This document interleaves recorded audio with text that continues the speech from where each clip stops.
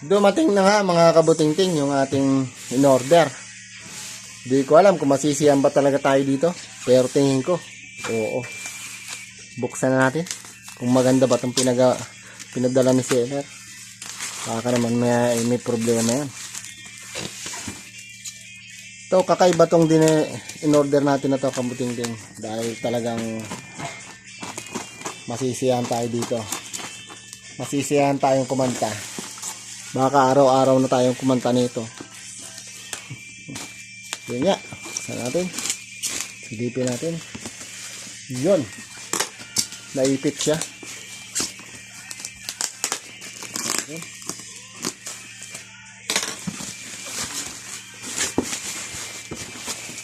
Yan. Pakita natin siya. Stereo 4-band equalizer. Pre-mic, karaoke, digital echo, and super sub bass. Yon.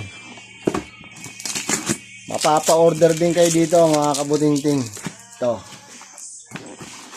Tadan! Yan siya. Tingnan natin. Mabigat siya. Mabigat. Sa tingin ko magandang klase. Makapalang box niya. Yun. Yun. Maganda. Isa-isayin natin. Yun. Andito yung level ng mic niya. Dalawa. Tapos bass, treble, may time. Yung time na delay. Tapos repeat, echo, balance. Ito yung master niya. May loudness, bass, mid, high. Tapos yung level. Aalamin pa natin yan kung mag-testing tayo. Malalaman natin yan. Tapos ito yung switch ng ano niya. CD auxiliary, USB, Bluetooth. Yon, may Bluetooth siya mga kabutingting. Okay na okay. Ayun o.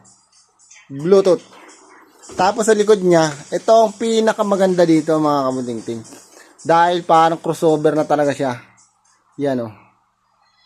Dito yung input niya. Output nung mid-high.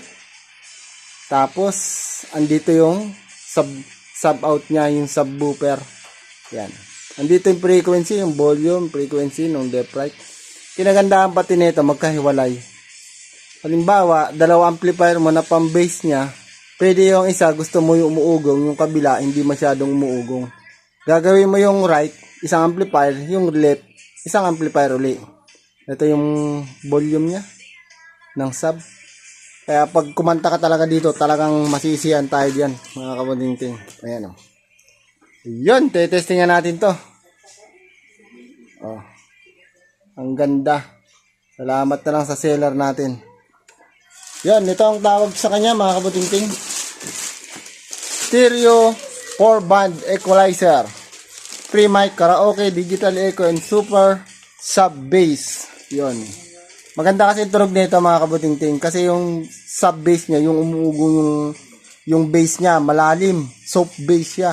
Tapos yung itong ano niya, meron siya yung boses niya, tsaka yung tweeter talagang lumalabas talaga ng maayos. Tapos ang kinagandaan nito, meron pa siyang kasama na mic na digital echo. Yan o, karaoke digital echo. Napakaganda niya. Masarap to kantahan mga kabutingting. So, de-demo ko sa inyo kung gaano siya kaganda. Yun. Salamat. Ito lang muna. De-demo ko sa inyo yan. Abangan nyo mga kabutingting. Salamat.